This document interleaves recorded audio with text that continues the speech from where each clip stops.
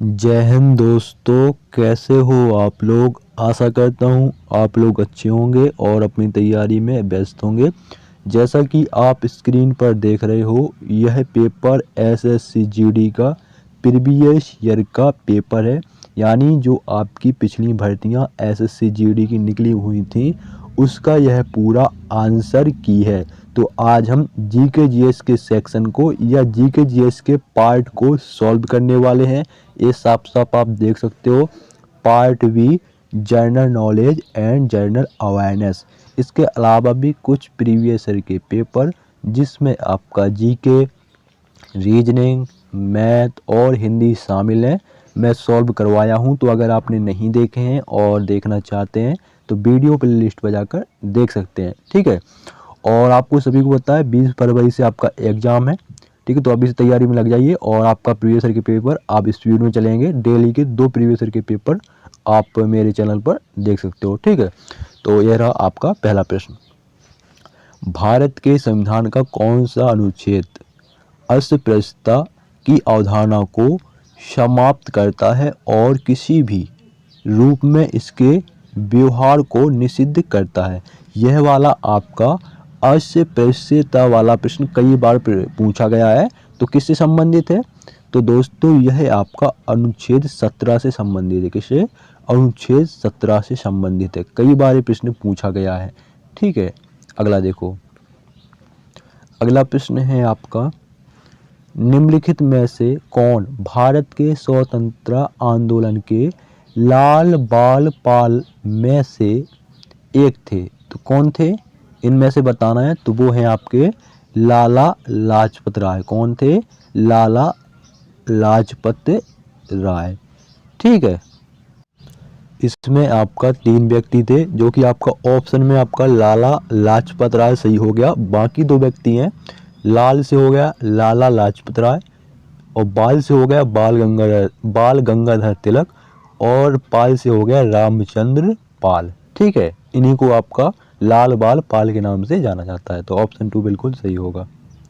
अगला प्रश्न, अगला प्रश्न अगला प्रश्न है आपका, केवल 10 वर्ष से अधिक की आयु के भारतीय नागरिक ही किसी राज्य के राज्यपाल के पद पर नियुक्ति के लिए पात्र होते हैं। तो दोस्तों राज्यपाल की आयु उसने पूछी है। तो राज्यपाल बनने के लिए आयु कितना होना चाहिए? राज्यपाल बनने के लिए आपकी आयु 35 वर्ष होना चाहिए, ठीक है।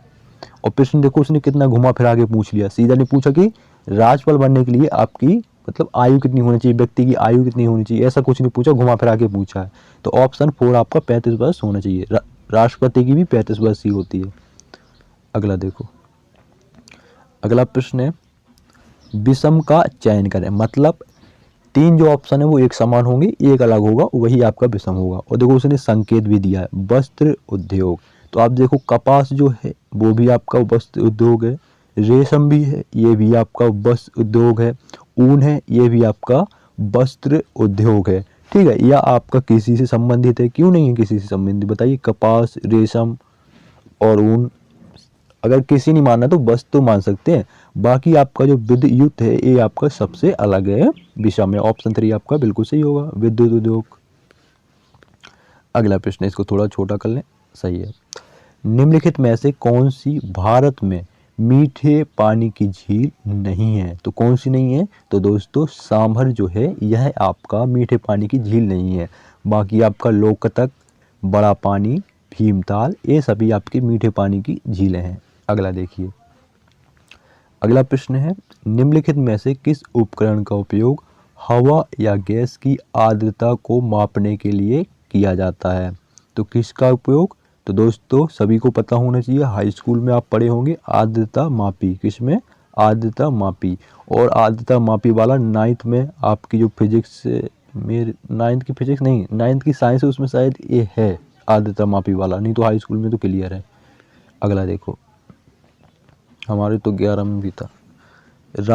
एक मिनट, राजस्थान का प्रसिद्ध पुष्कर मेला एक वर्ष में डैश आयोजित होता है? तो दोस्तों एक वर्ष में एक बार आयोजित होता है। कितनी बार? एक बार आयोजित होता है। तो ऑप्शन 2 बिल्कुल सही होगा। अगला प्रश्न है, अगला प्रश्न आप देखो, यू की भामरी निम्नलिखित में से किस खेल से संबंधित हैं? तो जो यू की भामरी हैं व्यक्ति हैं और ये आपका टेनिस खेल से संबंधित हैं। ऑप्शन 1 बिल्कुल सही होगा। तो खेल कूद वाले जितने भी प्रश्न हैं वो पढ़ लेने हैं, ठीक है। वहाँ से प्रश्न बनते हैं आपके 3-4 प्रश्न देखने को जरूर मिलेंगे। कहीं अवार्ड वाला पूछ लेते हैं, ठीक है। और आपका कला संस्कृति जो आपके शास्त्रीय नृत्य हो गए, उत्सव हो गए, लोक नृत्य वगैरह हो गए, ये सब पढ़ लेना है। अगला प्रश्न है मानव विकास सूचकांक 2021 के संदर्भ में भारत की रैंक क्या है? तो भारत की रैंक कितनी है यह आपको बताना है। तो भारत की रैंक 132 है। कितनी है? 132 है। ऑप्शन 2 बिल्कुल सही होगा। अगला प्रश्न है दर्शना झावेरी को किस नृत्य शैली के लिए पद्मश्री प्राप्त हुआ था? तो किस नृत्य शैली के लिए? तो दोस्तों इनको मणिपुर नृत्य शैली, जो आपका मणिपुर शास्त्रीय नृत्य है, उसके लिए इन्होंने पद्मश्री प्राप्त किया, वो पद्मश्री जीता, ठीक है। इनको अवार्ड दिया गया। तो ऑप्शन 1 आपका बिल्कुल सही होगा, ठीक है। और मणिपुर आपका कहाँ का है? मणिपुरी आपका नाम से पता चल रहा है मणिपुर का है। लावड़ी है जो ये आपका महाराष्ट्र का है। कथकली केरला का है। कथक उत्तर प्रदेश का है। अगला प्रश्न निम्नलिखित में से किसने मार्च 2022 में गोवा के मुख्यमंत्री के रूप में शपथ ली? तो कौन है वो है आपका प्रमोद सावंत। कौन है? प्रमोद सावंत। और ये आपका बीजेपी से है और पिछली जो सरकार थी वो भी इसी की थी, बीजेपी की, प्रमोद सावंत की, ठीक है। गोवा का है ये। और ठीक है, अगला देखो स्वतंत्रता के समय भारत की लगभग 75% जनसंख्या डैश पर निर्भर थी। तो किस पर? कृषि पर थी, ठीक है, क्योंकि अपना भारत देश कृषि प्रधान देश है। ऑप्शन 1 बिल्कुल सही है, ठीक है। अगला देखो वह प्रजाति जो खाली एवं नग्न क्षेत्र पर डैश करती है मूल अन्वेषक प्रजाति कहलाती है। क्या करती है? आक्रमण करती है। क्या करती है? आक्रमण करती है। ऑप्शन 2 बिल्कुल सही होगा। अगला देखिए अगला प्रश्न राजगृह कई वर्षों तक मगध की राजधानी रहा, बाद में राजधानी को डैश में स्थानांतरित कर दिया गया। तो भैया राजगृह जो है कई वर्षों से मगध की राजधानी था, उसके बाद मगध की राजधानी किसको बनाया गया? पाटलिपुत्र को। किसको? पाटलिपुत्र को। एक प्रश्न भी कई बार पूछा जाता है कि मगध की दूसरी राजधानी कौन थी? पाटलिपुत्र। अगला देखो एशियाई खेल 2018 के उद्घाटन समारोह के लिए भारत के या की ध्वजवाहक कौन थे या थी? कौन थे? तो भैया नीरज चोपड़ा थे। कौन थे? नीरज चोपड़ा। किस खेल से संबंधित है? भाला फेंक, भाला से। अगला प्रश्न एक लेखा वर्ष के दौरान घरेलू क्षेत्र के डैश उत्पादित अंतिम माल और सेवाओं का कुल मूल घरेलू आय कहलाती है। तो डैश की स्थान में क्या है? भीतर उत्पादित अंतिम माल। क्या? भीतर उत्पादित अंतिम माल और सेवाओं का कुल मूल घरेलू आय कहलाती है, ठीक है। अगला प्रश्न निम्नलिखित में से कौन सा लोक नृत्य तमिलनाडु राज्य से संबंधित है? तो कौन सा है? तो भैया वो है आपका कुम्भी। कौन सा? कुम्भी। यह जो है आपका तमिलनाडु राज्य का है, ठीक है। यह आपका कहाँ का है? महाराष्ट्र का है। बाकी ये दो आप बताइए कहाँ के हैं, कमेंट बॉक्स में ज़रूर बताना, ठीक है। ऐसे बताने से ही आपके प्रश्न बनने लगते हैं। भारत की 5वीं पंचवर्षीय योजना का मुख्य उद्देश्य क्या था? तो भैया 5वीं योजना का मुख्य उद्देश्य था गरीबी उन्मूलन। क्या था? गरीबी उन्मूलन। और आपका प्रथम पंचवर्षीय योजना कब हुई थी? 1951 में हुई थी। ये भी बहुत बार पूछा गया है। अगला प्रश्न करंट अफेयर्स से 24 जून 2022 को इंटेलिजेंस ब्यूरो के निदेशक के रूप में पदभार किसने संभाला? तो किसने संभाला? तो दोस्तों उनका नाम है तपन कुमार डेका। किसने संभाला? तपन कुमार डेका ने। ऑप्शन 2 बिल्कुल सही होगा। अगला प्रश्न थोड़ा और छोटा कर लें इसको। डैश को 2019 में पारित किया गया था और इसके फलस्वरूप भारत के प्रधानमंत्री और अन्य पूर्व प्रधानमंत्रियों की सुरक्षा प्रतिबंधित कर दी गई थी। तो कौन सा अधिनियम था? तो दोस्तों ये था आपका विशेष सुरक्षा समूह संशोधन अधिनियम 2019। ऑप्शन 1 बिल्कुल सही होगा। तो दोस्तों ये थे आपके जी के जीएस के प्रश्न जो कि आपका SSC GD में पूछे गए थे।